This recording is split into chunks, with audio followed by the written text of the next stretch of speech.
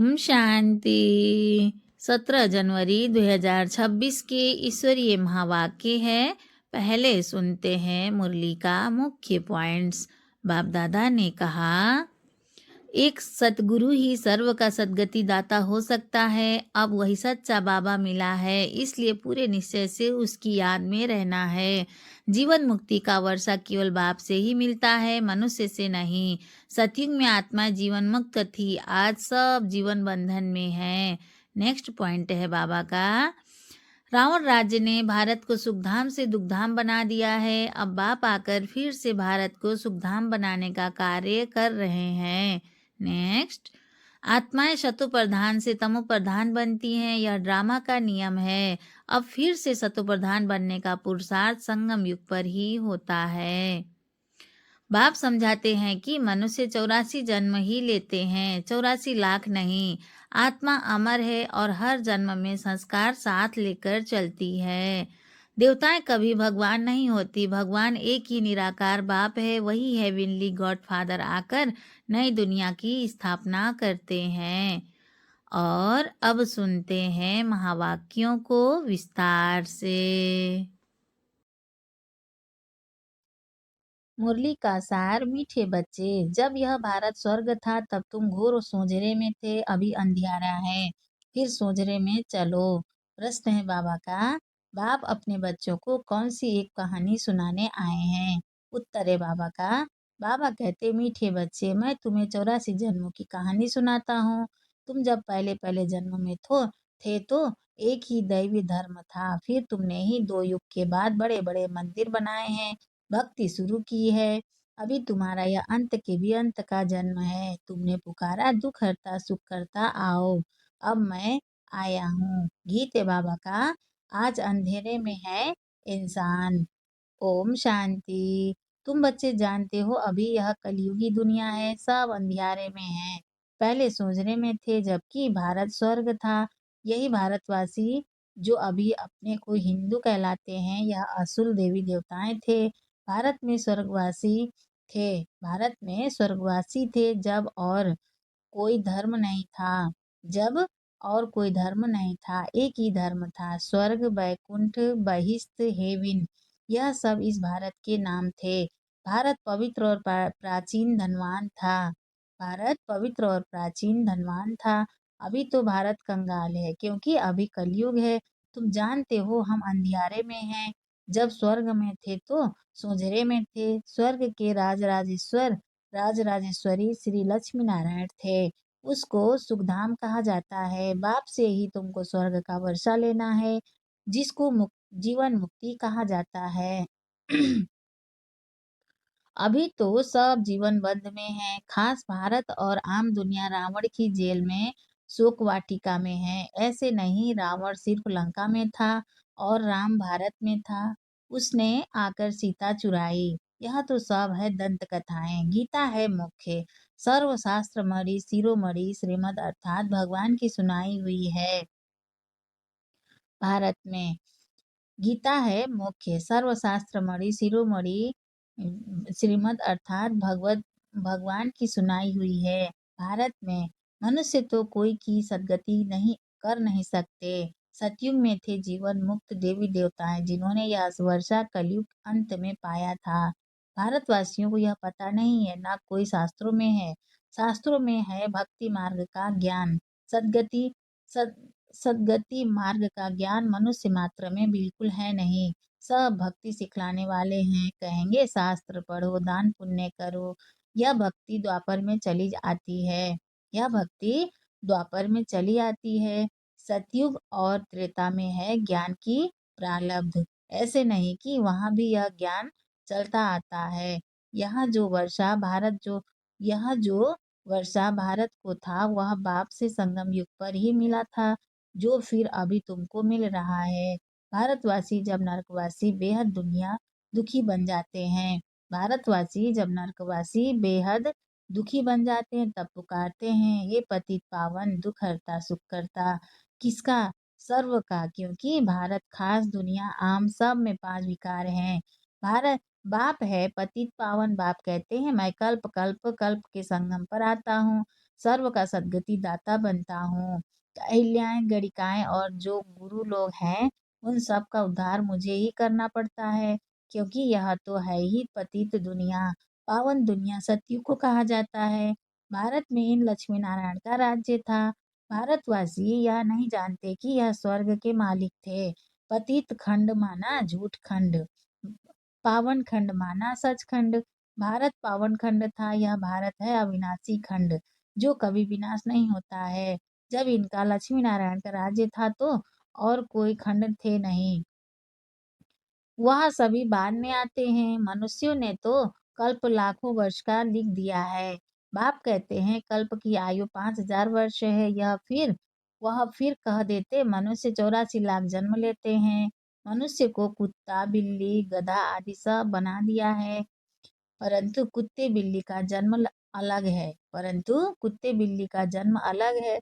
84 lakh variety हैं, मनुष्यों की तो वैरायटी एक ही है, उनके ही 84 जन्म हैं। बाप कहते हैं भारतवासी अपने धर्म को ड्रामा प्लान अनुसार भूल गए हैं।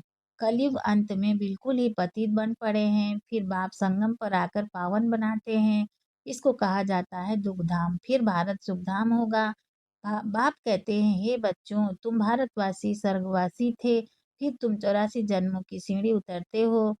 सतो से रजो तमो में जरूर आना है। सतो से रजो तमो में जरूर आना है। तुम देवताओं जैसा धनवान, ever happy, ever healthy wealthy कोई नहीं होता। भारत कितना साहूकार था, हीरे जवाहरात तो पत्थरों मिसल थे। 2 युग बाद भक्ति मार्ग में इतने बड़े बड़े मंदिर बनाते हैं, वह भी कितने भारी मंदिर बनाए। सोमनाथ का मंदिर बड़े से बड़ा था। सिर्फ एक मंदिर तो नहीं होगा ना, और भी राजाओं के मंदिर थे, कितना लूट कर ले गए हैं। बाप तुम बच्चों को स्मृति दिलाते हैं, तुमको कितना साहूकार बनाया था। तुम सर्वगुण संपन्न 16 कला संपूर्ण थे, यथा महाराजा महारानी।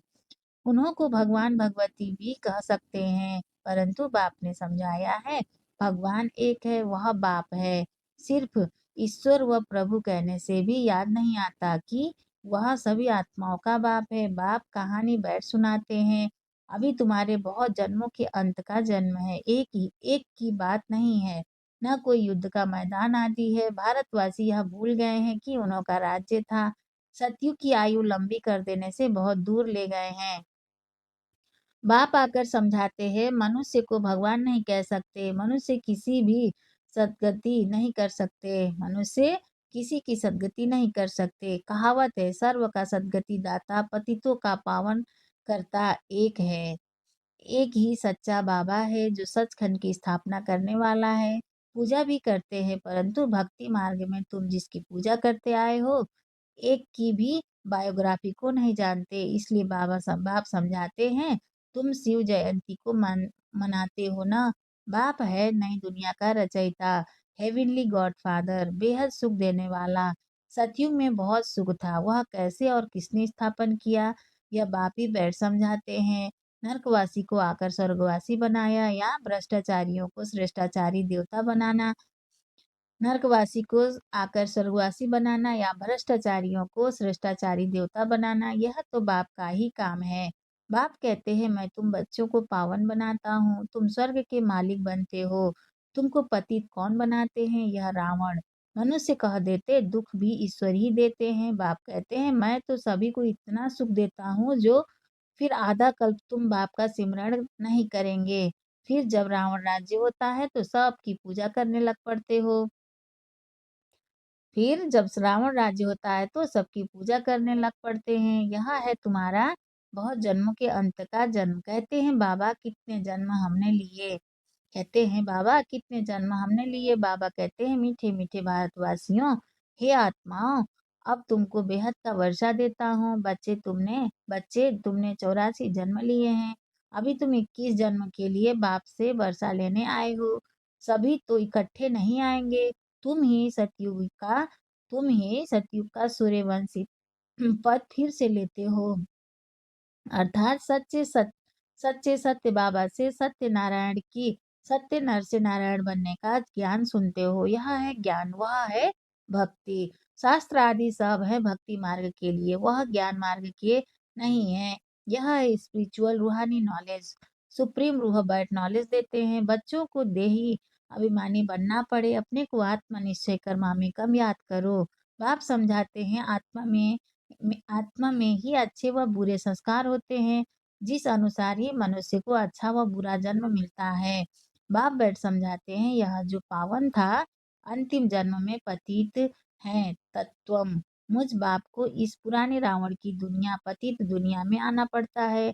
आना भी उस तन में है जो फिर पहले नंबर में जाना है। सूर्यवंशी ही पूरे 84 जन्म लेते हैं। यह है ब्रह्मा और ब्रह्मवंशी ब्राह्मण। बाप समझाते तो रोज हैं। पत्थर बुद्धि को पारस बुद्धि बनाना मासी का घर नहीं है। हे आत्माएं, अब देही अभिमानी बनो। हे आत्माएं, एक बाप को याद करो और राजाई को याद करो। देह के संबंध को छोड़ो, मरना तो सभी को है, सबकी वानप्रस्थ अवस्था है। एक सदगुरु बिगर सर्व का सदगति दाता कोई हो नहीं सकता। बाप कहते हैं, हे भारतवासी बच्चों, तुम पहले पहले मेरे से बिछुड़े हो।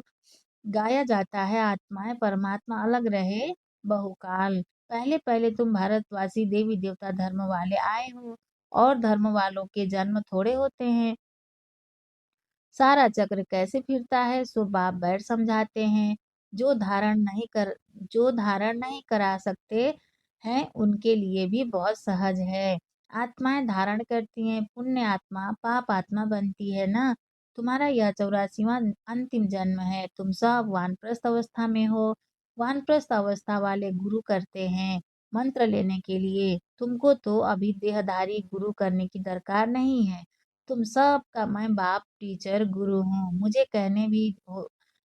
कहने भी हो, हे पतित पावन शिव बाबा। अभी स्मृति आई है, सब आत्माओं का बाप है। आत्मा सत्य है, चैतन्य है, क्योंकि अमर है। सभी आत्माओं में पाठ भरा हुआ है। बाप भी सत्य चैतन्य है। वह मनुष्य सृष्टि का बीज रूप होने कारण कहते हैं मैं सारे झाड़ के आदि मध्य अंत को जानता हूँ। इसलिए मुझे नॉलेजफुल कहा जाता है। तुमको भी सारी नॉलेज है। बीज से झाड़ कैसे निकलता है? झाड़ बढ़ने में टाइम लगता है ना। बाप कहते हैं मैं बीज रूप हूँ। अंत में सारा झाड़ जड़ी भूत अवस्था को चक्र लेता है। अभी देखो देवी देवता धर्म का फाउंडेशन है नहीं, प्रायः गुम है। जब देवता धर्म गुम हो जाता है तब बाप को आना पड़ता है। एक धर्म की स्थापना कर बाकी सबका विनाश करा देते हैं। प्रजापिता ब्रह्मा द्वारा बाप स्थापना करा रहे हैं आदि सनातन देवी देवता धर्म की। यह भी सारा ड्रामा बना हुआ है। इनकी एंड होती नहीं। बाप आते हैं अंत में। जबकि सृष्टि के आदि मध्य अंत का नॉलेज सुनाना है तो जरूर संगम पर आएंगे।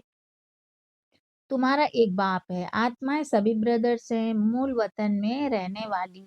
उस एक बाप को सब याद करते हैं। दुख में सिमरण सब करे। रावण राज्य में दुख है ना, यहाँ सिमरण करते हैं तो बाप सबका सदगति दाता एक है। यहाँ सिमरण करते हैं तो बाप सबका सदगति दाता एक है। उनकी ही महिमा है। बाप नहीं आए तो भारत को स्वर्ग कौन बनाए?